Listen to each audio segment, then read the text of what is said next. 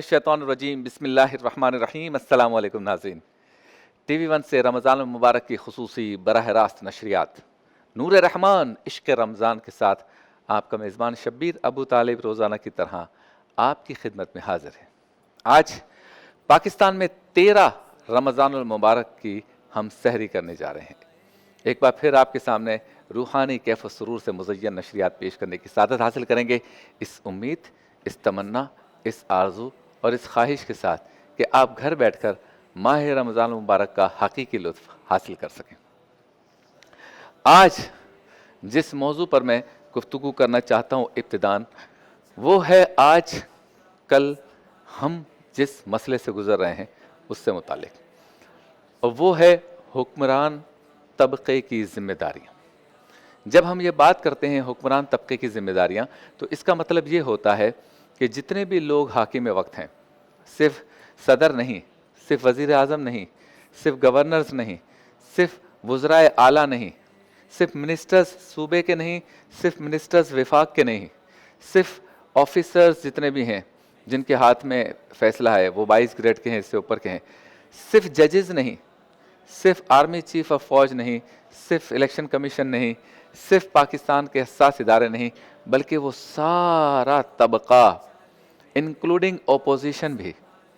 कि जिसको रब ताला ने हाकमियत का पावर दिया है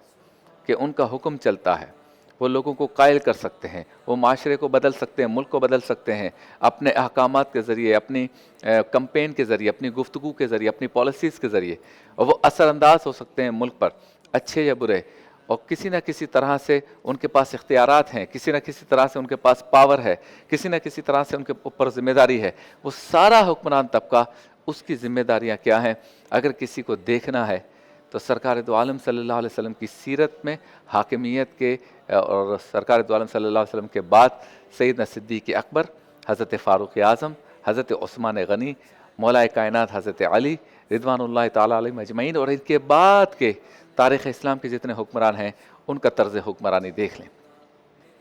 यानी हमारे हुक्मरान तबके को जितनी ज़्यादा ज़िम्मेदारी की आज ज़रूरत है, ऐसे कभी भी नहीं थी।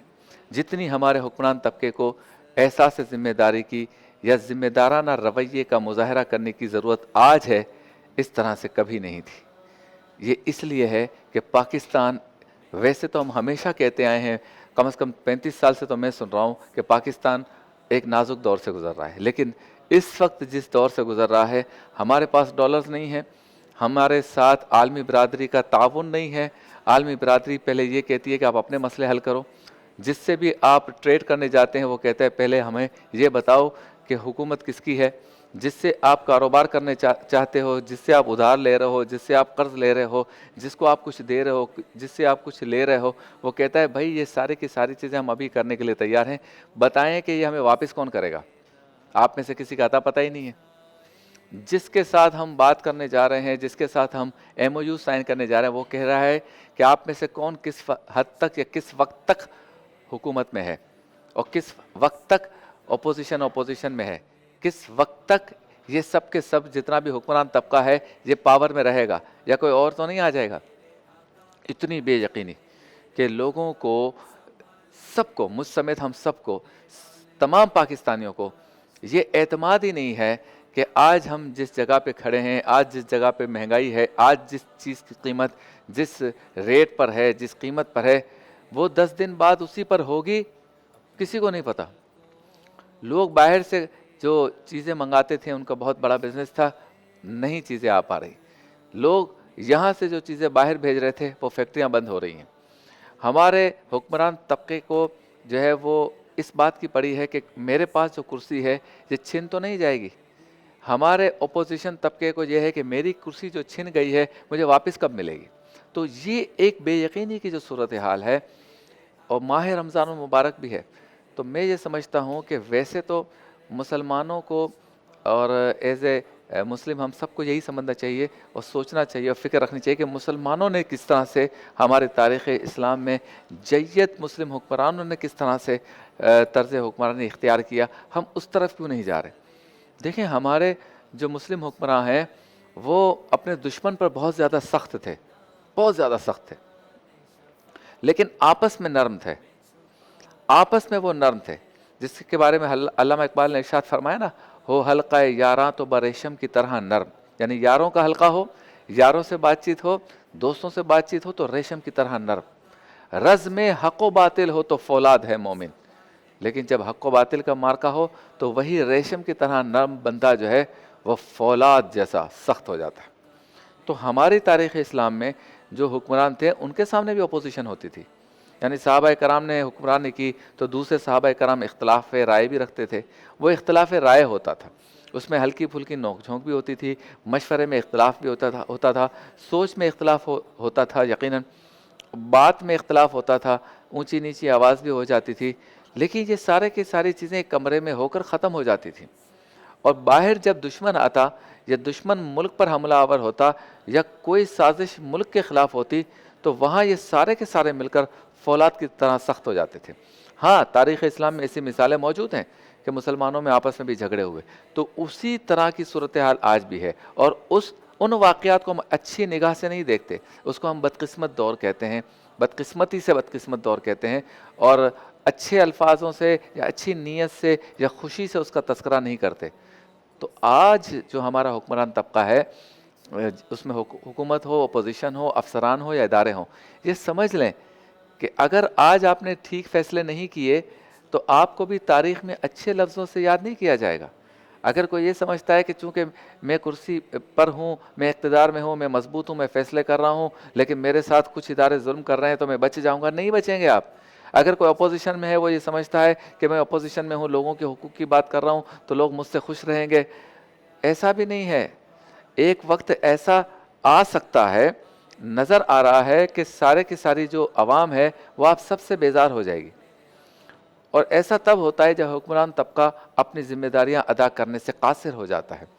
احساس ذمہ داری میں تدبر ہے، احساس ذمہ داری میں حکمت ہے، احساس ذمہ داری کا مطلب فہم و فراست ہے۔ اگر آپ میں حکمت نہیں ہے، چیزوں کو نرم طریقے سے، نرم رویے کے ساتھ، پولائٹ طریقے سے، دور اندیشی کے آگے کیا ہونے جا رہا ہے، اس سوچ کے ساتھ آگے بڑھنے کی صلاحیت نہیں ہے، تو نہ آپ حکومت میں اچھے ہیں، نہ اپوزیشن میں اچھے ہیں، نہ آپ سرکاری افسر اچھے ہیں، نہ ادارے کے ہیڈ کے طور پر اچھے ہیں۔